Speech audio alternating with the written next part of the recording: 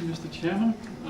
Me and my co-workers are from the Technical University of Denmark, or ETU. My co-workers are Anker Jensen and Peter Arndt Jensen. And as stated, I'll be talking about the synthesis of higher alcohols from syngas over a molybdenum sulfide-based catalyst. I'll say a little bit about the background of the alcohol synthesis, and then I'll show you some experimental results concerning the effect of hydrogen sulfide in the syngas, concerning the effect of the hydrogen to CO ratio in the syngas, and concerning the workup of ethanol co-fed along the syngas. In recent years, there's been an increasing focus on how to reduce the CO2 emissions from our transportation sector.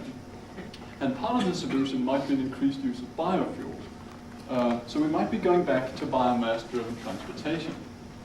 Terms like bioethanol and biodiesel have become well known, but this has so far been solutions that utilize the most valuable part of the available biomass.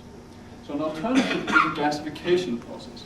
By reaction with steam at high temperature and pressure, essentially all available biomass can be converted into syngas. Typical biomass gasification yields a hydrogen to CO ratio in the order of 1. Additionally, the syngas contains various impurities such as ammonia or hydrogen sulfide. It has to be removed before the syngas is utilized. The syngas can then be catalytically converted into various fuel chemicals. We've heard a lot about Fischer-Tropsch liquids, but another possibility is alcohols. Alcohols have high octane numbers, which makes them well suited as additives to or replacements for oil-derived gasoline. But if alcohols initially are used as gasoline additives, then the minor alcohols, methanol and ethanol, have the problem that they can cause a phase separation in alcohol-gasoline mixtures. This occurs if either the temperature is too low or the water content is too high. What we see in this figure here is the water content that various alcohol-gasoline mixtures can tolerate before phase separation occurs. We see that methanol-containing mixtures have very low water tolerance. Adding isobutanol along with the methanol greatly improves the water tolerance. Switching to ethanol is even better, and using a mixture of ethanol and 1-butanol is better still. This is because the added higher alcohols act as co-solvents and stabilize the mixture. So what this indicates is that it might be easier to integrate a mixture of methanol, ethanol, and higher alcohols into the existing fuel infrastructure than it is to integrate pure ethanol or pure methanol. Such a mixture of methanol and higher alcohols can be formed directly from syngas or various catalysts, but the one we're looking at is a sulfide of molybdenum or cobalt molybdenum that gains an activity for alcohol formation when it's promoted with an alkali salt and operated at high pressure, around 100 bar, and moderate temperature, around 300 degrees Celsius. The main product is primary linear alcohols. But if I claim that this product could just be integrated into the fuel infrastructure, then why aren't we doing it? And the main reason is that the activity and especially selectivity of the available catalysts hasn't been sufficient. This is also the case for the sulfide-based catalyst. There's a byproduct formation of short-chain hydrocarbons that reduce the alcohol selectivity. An argument for using the sulfide has been that it's more tolerant to hydrogen sulfide in the syngas than other alternatives, thereby enabling you to avoid a costly removal of sulfur from your syngas. Now, this work has 3 main objectives. The first one is to test that claimed sulfur tolerance, to test how hydrogen sulfide affects the activity and selectivity of the catalyst. This is important since the catalyst is a sulfide, but of course CO and hydrogen are the dominant factors in the syngas. And we've also investigated how their distribution affects the alcohol production.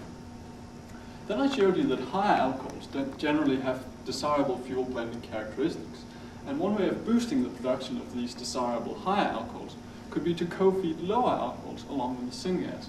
And here we've looked at the workup of ethanol into longer and potentially more valuable alcohols, where the ethanol is co-fed along with syngas.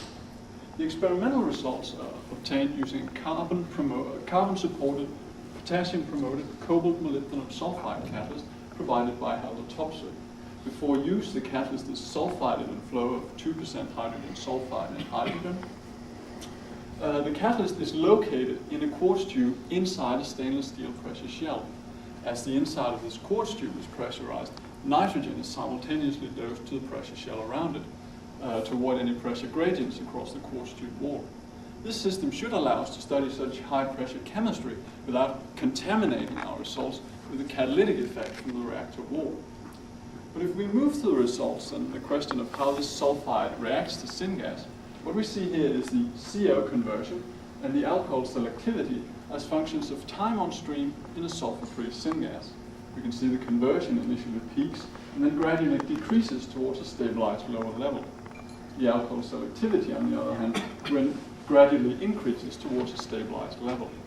The catalyst requires quite a long time to stabilize in a sulfur-free syngas, in the order of 30 hours. But when it stabilizes, the alcohol selectivity of around 90% is quite a good result. However, the CO conversion of 3% is hardly impressive.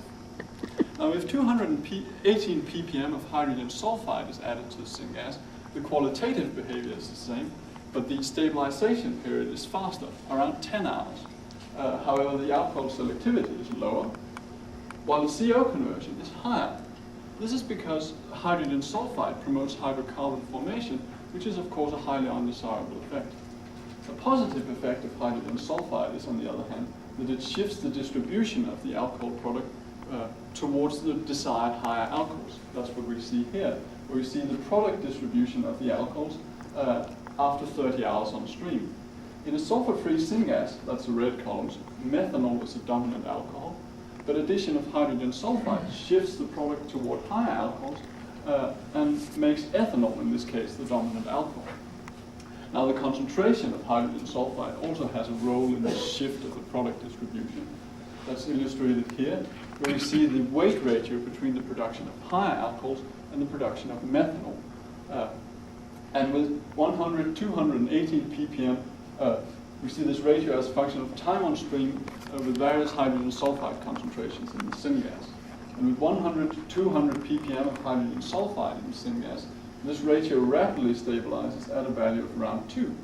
But with less than 57 ppm of hydrogen sulfide in the syngas, this ratio gradually decreases with increasing time on stream, reflecting a decreasing fraction of higher alcohols in the product, although the product distribution might seem to stabilize after these 30 hours on stream.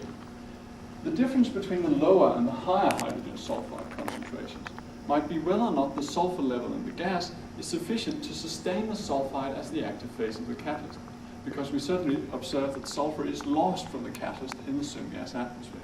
And unfortunately, part of the sulfur that's lost from the catalyst is also incorporated into the condensed alcohol product. What we see here is the sulfur content in the alcohol product and how this sulfur content increases linearly with the hydrogen sulfide fraction in the gaseous feed. The sulfur content in the product is in the order of several hundred or even several thousand ppm. For comparison, normal regulatory limits for sulfur in gasoline are in the order of 10 ppm. So the conclusion is, if you don't remove sulfur from your gas, then you will have to remove from your alcohol product. If hydrogen sulfide is then removed from the syngas, the sulfur content in the alcohol product decreases with increasing catalyst age in a sulfur-free syngas. But even after 35 hours in sulfur-free syngas, the alcohol product still contains 340 ppm of sulfur. A qualitative analysis of a condensed alcohol product indicates that the dominant sulfur species present are the thiols corresponding to the formed alcohols.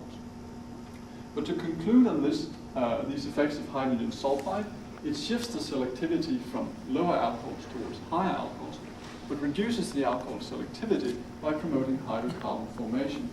There's a shift in the effect of hydrogen sulfide between 57 and 103 ppm, perhaps related to whether or not the sulfur level can uphold the sulfide as the active phase of the catalyst. And then we observe that sulfur species, mainly thiols, are formed and incorporated into the alcohol product. Due to these negative conclusions, the last results that I'll show you are obtained with a catalyst that has been stabilized for 30 hours on stream in a sulfur-free syngas. But if we turn to the next briefer part of this presentation, concerning the effect of the hydrogen to CO ratio in the syngas, what we see here is the alcohol production rate as a function of the hydrogen to carbon monoxide ratio in the feed. And we see that the methanol production increases with increasing hydrogen content, at least up to a ratio of around 6. The production of higher alcohols, on the other hand, has an optimum with an equimolar mixture of CO and hydrogen. And if we assume that all water formed in the reaction is shifted into CO2, then this is incidentally also the stoichiometric feed for ethanol synthesis from syngas. But the location of this optimum is fortunate because, as I mentioned in the introduction, typical biomass gasification generates a syngas resembling an equimolar mixture of CO and hydrogen. So we can add to our list of conclusions that such an equimolar mixture of CO and hydrogen is ideally suited for the formation of higher alcohols, whereas the formation of methanol benefits from an increased fraction of hydrogen in the syngas. If we go on to the last part of this investigation, we've looked at the workup of ethanol into longer and potentially more valuable alcohols when the ethanol is co-fed along with syngas. Just to know what we should expect from such an investigation, I'll show you the reaction mechanism. Chain growth is believed to occur when CO is added to surface alkyl group to form a so-called acyl species that can be hydrogenated to the corresponding alcohol all the way to a new, now longer alkyl group. Now, if ethanol can be reabsorbed and reintegrated into the reaction mechanism, we would primarily expect an increased production of a single CO addition product, that's propanol. And if we look at the propanol production as a function of the ethanol concentration in the syngas, we do indeed see an increased propanol production. Turning to the production of higher alcohols, the production of methanol decreases slightly. That's because the increased rate of, for example, propanol production consumes CO and hydrogen from the surface that could otherwise have formed methanol. So these are not unexpected results. That, however, comes when we depict the butanol production, because the production of one butanol is even more strongly affected than the production of propanol. What this indicates is that another route to chain growth in these catalysts could be the coupling of alcohols. This mechanism is known for example, copper-based alcohol synthesis catalysts, but it's never been observed for the molybdenum-based system.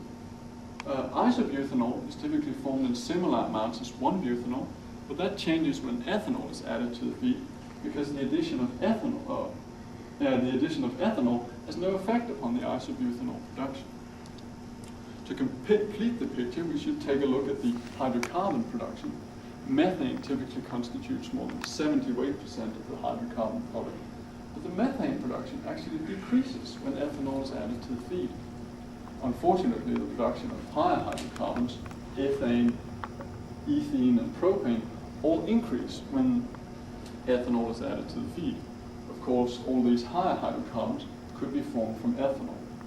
If we look at the CO2-free alcohol selectivity relative to the total amount of carbon fed as CO and ethanol, there's a slight loss of selectivity from 79 to 77% when these 3.8% of ethanol is added along to the feed. So to summarize the last part of this talk, ethanol co-fed along with syngas is readily converted into higher alcohols, surprisingly enough, especially into 1-butanol. Unfortunately, the ethanol is also partly converted into higher hydrocarbons, and there's overall a slight loss of selectivity when ethanol is added to the feed. What remains is to acknowledge funding by DTU, Halder Topsøe, and the Danish Research Council for Technology and Production. I guess the take-home message from this talk is that the sulfur tolerance of the molybdenum-based catalyst is a double-edged sword, because if you don't remove sulfur from your syngas, then you will have to remove it from your alcohol product. On the other hand, the catalyst and process is ideally suited for biomass gasification derived syngas in terms of the hydrogen to CO ratio. And finally, chain growth for this type of catalyst can occur by either CO addition or by alcohol coupling. And with that message, I will thank you all for your attention.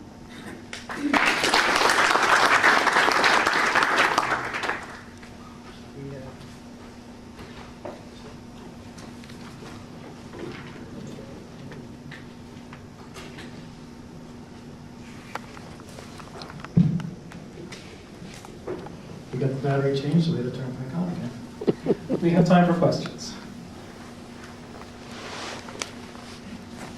Jim White from PNL. 2 quick questions for you.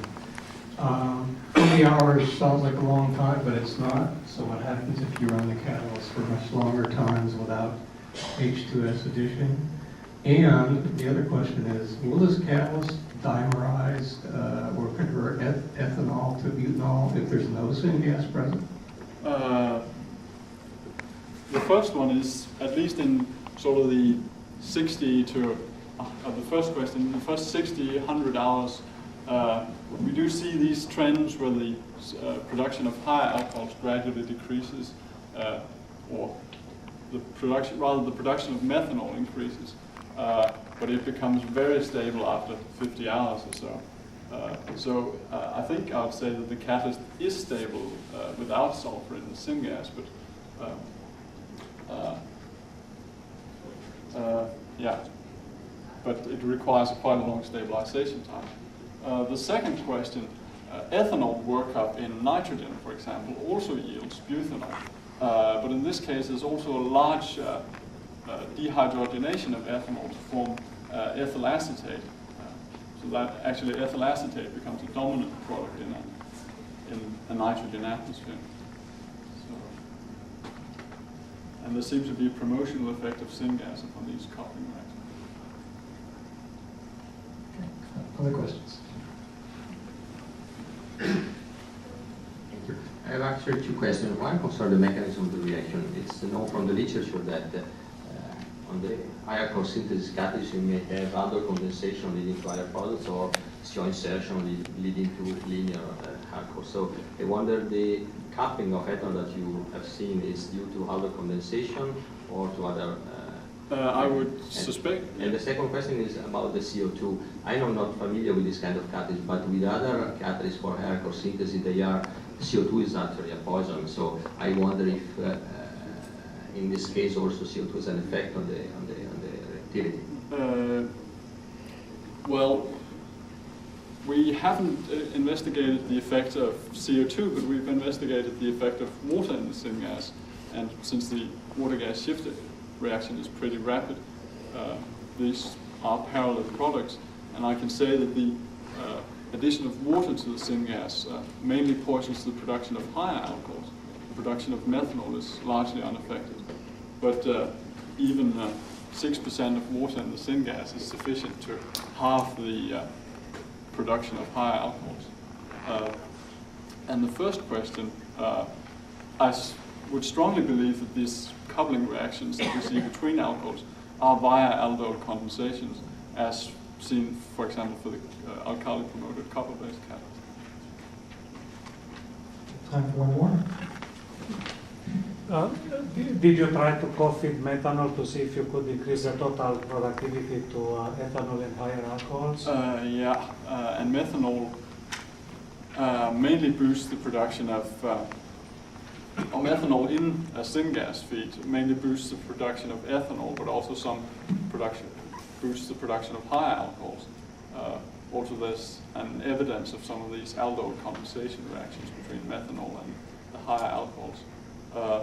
Methanol alone in nitrogen, for example, to see if methanol couples to ethanol yields nothing, basically. Methanol simply reverts to CO and hydrogen.